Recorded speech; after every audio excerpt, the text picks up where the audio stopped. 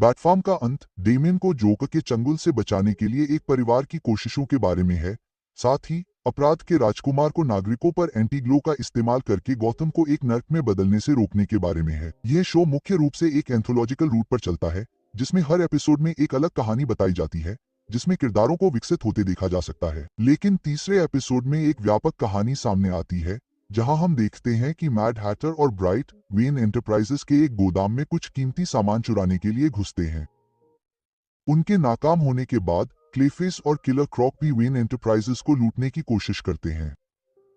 लेकिन ऐसा तब होता है जब ब्राइट यह खुलासा करती है कि वह असल में एलिसिया है और वह साथ ही बैटमैन के दुष्ट गैलरी अलग अलग उद्देश्यों के लिए एक ऐसी चीज के पीछे थी जिसे एंटीग्लो कहा जाता है। डॉक्टर लाइट नाम के एक वैज्ञानिक ने उस डिवाइस का आविष्कार किया था जिसमें सारी रोशनी सोखने की क्षमता थी। बैटमैन द्वारा इसे जब्त करने के बाद एंटीग्लो को एक गोदाम से दूसरे गोदाम में ले जाया गया ताकि विलेन को कभी पता न चले कि यह कहाँ है। एक वर्कर ने गलती से इसे एक्टिवेट कर दिया और डॉक्टर ने डिवाइस को डीएक्टिवेट करने के लिए खुद को बलिदान कर दिया। हालांकि एंटीग्लो को वापस स्टोरेज में रख दिया गया था, लेकिन इसके अस्तित्व की बात फैल गई और ब्राइट के रूप में एलिसिया विलेन से पहले इसे पाना चाहती थी ताकि एंटीग्लो की गोपनीयता बनी रहे। ब्रूस को भी नहीं पता था कि यह कहाँ है, इसलिए उसने एलिसिया के साथ मिलकर इसे ट्रैक किया और डेमियन से इसे गुप्त रखा क्योंकि उसे लगा कि बच्चा इस काम के लिए तैयार नहीं है। जब डेमियन को अंततः ब्रूस, एलिसिया और अल्फ्रेड के गुप्त मिशन के बारे में पता चला, तो वह उनसे भाग गया और सीधे जोकर के जाल में फंस गया, जिसने डेमियन पर एंटीग्लो का इस्तेमाल किया और उसे अपने बेटे में बदल दिया। साथ में वे गोथम पर एंटीग्लो को उतारने का इरादा रखते थे। बैटमैन ने ऐसा होने से कैसे रोका? तो एक बड़ी स्पॉइलर चेतावनी के साथ चलिए बैटमैन फैम के फिनाले के बारे में बात करते हैं। जोकर का खुलासा है। अगर आपने बैटफार्म देखा है तो मुझे यकीन है कि आप शो के सभी किरदारों से परिचित होंगे। किसी कारण से अगर आप इसे शो देखे बिना देख रहे हैं तो यहाँ पर हम आपको पूरे परिवार के बारे में संक्षेप में बता रहे हैं। मुख्य तिकड़ी ब्रूस, डेमियन और अल्फ्रेड के अलावा आपके पास एलिसिया, अल्फ्रेड की भतीजी और ब्रूस की पुरानी दोस्त हैं। राज अल घुल या राज अल गुल का भूत डेमियन के दादा क्ले पहले वल्कना, लेकिन जब वह राज अल गुल के लाजरस पिट में जाने के बाद एक बच्ची में बदल गई तो ब्रूस ने उसे गोद ले लिया और लैंगस्ट्रम, जिसे मनबात के नाम से भी जाना जाता है। एलिसिया खलनायकों के लिए एक पुनर्वास केंद्र चलाती थी जिसे सही नाम दिया गया था, और उस संस्थान के माध्यम से किंग टट, किलर मौत, कॉपरहेड, सैड हैटर जो मैड हैटर की बेटी है और गिग्नेटर बैटमैन के सहयोगी बन गए। Joker, Mad Hatter, Killer Croc, Clayface, Livewire और सोलोमन ग्रिंडी के साथ मिलकर एंटीग्लो पाने और गोथम को नियंत्रित करने पर ध्यान केंद्रित कर रहा था। चूंकि जोकर की टीम को बैटमैन और उसकी टीम ने पकड़ लिया था, इसलिए अंतिम लड़ाई अनिवार्य रूप से बैटमैन के परिवार और जोकर और डेमियन की इतनी गतिशील जोड़ी के बीच थी। आखिरी समय में जोकर की एंट्री इतनी चौंकाने वाली नहीं लगी क्योंकि यह बैटमैन शो है। बेशक जोकर पूरी कहानी का विलेन है। जिस बात ने मुझे आश्चर्यचकित किया वह ये थी कि कैसे लेखकों ने जोकर के कानून में एक महत्वपूर्ण बदलाव करके उसकी प्रेरणाओं में जटिलता की एक परत जोड़ दी। जब वह बच्चा था तो जोकर को उसके पिता द्वारा लगातार प्रैंक किया जाता था। जोकर पर उसका आखिरी प्रैंक यह था कि वे उससे वादा करते थे कि वे साथ मिलकर गोथम को जोकर बना देंगे और फिर उसे छोड़ देंगे। इसका जोकर पर भावनात्मक स्तर पर असर पड़ा और मुझे लगता है कि वह गोथम पर एक पिता पुत्र थीम वाले प्रैंक को अंजाम देने का सपना देखने लगा। जोकर के पिता के मुद्दे। मेरी लिटिल बैटमैन की घटनाओं के बाद मुझे लगता है कि जोकर को इस बात का अंदाजा था कि बैटमैन को डेमियन के पिता होने में परेशानी हो रही है, जिसका मतलब है कि डेमियन को पिता से परेशानी है। इसलिए उसने बैटमैन और डेमियन के बीच किसी तरह की दरार पैदा होने का इंतजार किया, और जैसे ही वह समय आया उसने डेमियन पर हमला किया, उस पर एंटीग्लो का इस्तेमाल किया और उसे अपना बेटा बना लिया।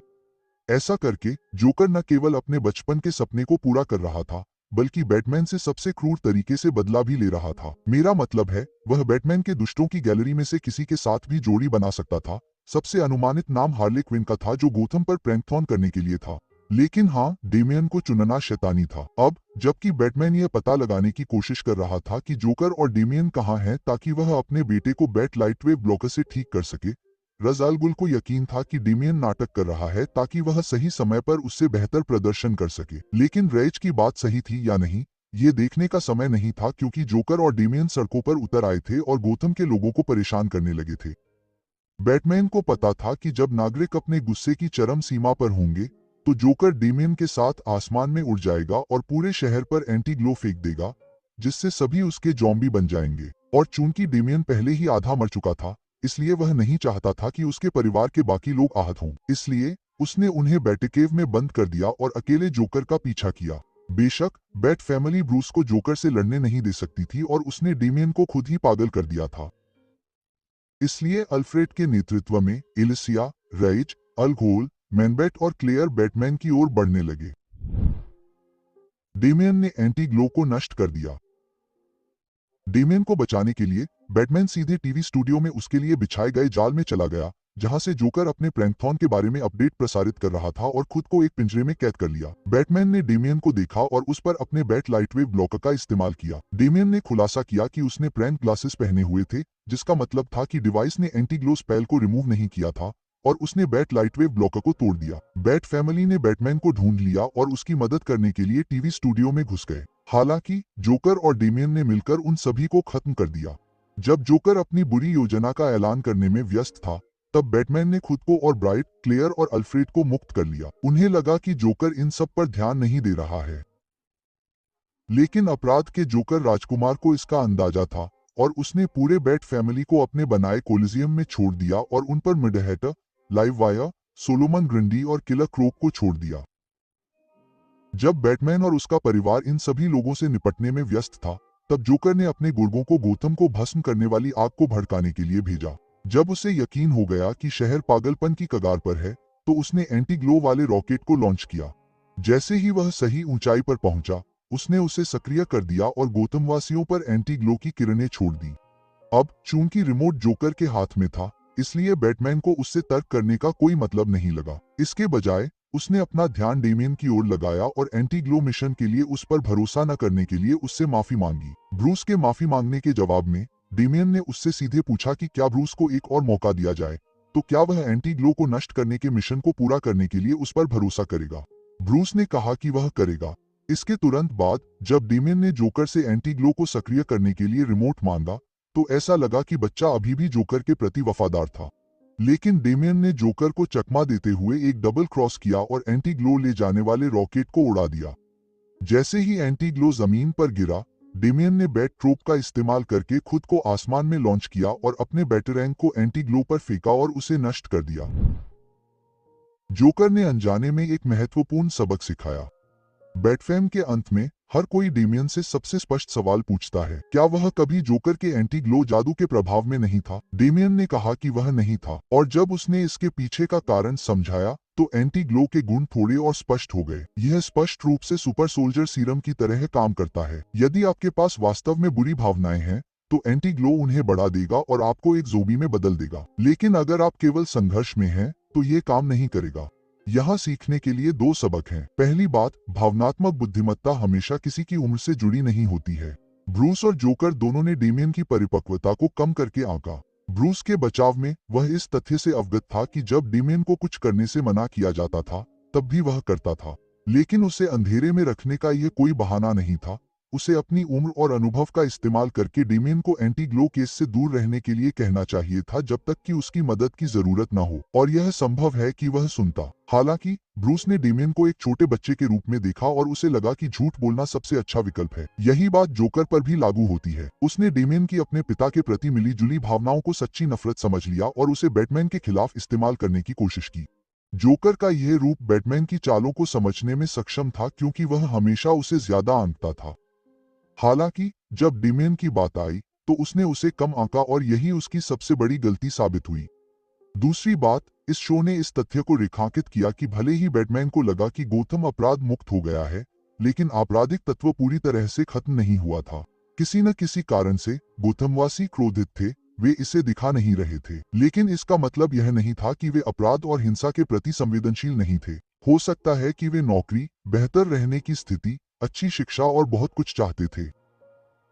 अनजाने में ही सही, जोकर ने दिखा दिया कि बैटमैन को सिर्फ सुपर विलेन को हराने पर ही ध्यान नहीं देना चाहिए। उसे ब्रूस वेन के तौर पर अपने शहर के लोगों की जिंदगी बेहतर बनाने पर भी ध्यान देना चाहिए। बैटमैन के आखिरी संदेश से इसकी गूंज को देखते हुए मैं इसकी तारीफ किए बिना नहीं रह सकता। और मुझे इस शो की और भी तारीफ करनी होगी कि उसने दिखाया कि बैटफैम ने जोकर के साथ मिलकर गौथम के सफाई कर्मचारियों को खुद स्टैचू ऑफ जस्टिस की सफाई करके एक दिन की छुट्टी दी थी। यह वाकई शानदार है। डीसीयू की अफवाहें। अब मुझे दो और बातों पर ध्यान देना होगा। क्या बैटमैन का दूसरा सीजन आएगा और क्या बैटमैन डीसीयू का हिस्सा है? इस वीडियो को बनाते समय मुझे इस शो के सीजन 2 के बारे में कोई खबर नहीं दिखी। पहले सीजन में भी दूसरे सीजन की संभावना का जिक्र नहीं है। हालांकि वे बैटमैन के परिवार पर केंद्रित अनगिनत सीजन बना सकते हैं और मैं उसे देखने के लिए मौजूद रहूंगा। जहां तक डीसीयू की बात है, मुझे जेम्स गन का दिमाग समझ नहीं आता। तो जब तक वो कुछ नहीं कहते, मैं कुछ नहीं कह सकता। हालांकि अगर आप पूरे फिनाले में दिखाए गए गौथम के मैप को देखेंगे, तो आपको गौथम के आधिकारिक डीसीयू मैप से कुछ समानताएं दिखेंगी। जब डीसीयू के गौथम की वो तस्वीर सामने आई थी, तो फैंस ने एक साथ चिल्लाया था क्योंकि इस खुलासे ने रॉबर्ट पैटिंसन और डेविड किर्नस्वीट को बड़े पर्दे पर एक साथ देखने के उनके सपने को चकनाचूर कर दिया था। क्रिएचर कमांडोज में हमें डीसीयू के बैटमैन की झलक देखने को मिली। एंडी मशिएटी की the brave and the bold की कास्टिंग अभी शुरू नहीं हुई है। लेकिन क्या इस बात की संभावना है कि हम डीसीयू के बैटमैन के साथ साथ उसके परिवार को भी एनिमेटेड रूप में देख रहे होंगे? सच कहूं तो इसकी संभावना न के बराबर है, लेकिन निजी तौर पर कहूं तो चूंकि मुझे ये किरदार बहुत पसंद हैं, तो मैं इन्हें लाइव एक्शन फॉर्मेट में देखने से भी परहेज नहीं करूंगा। इस वीडियो को देखने के लिए शुक्रिया और नीचे कमेंट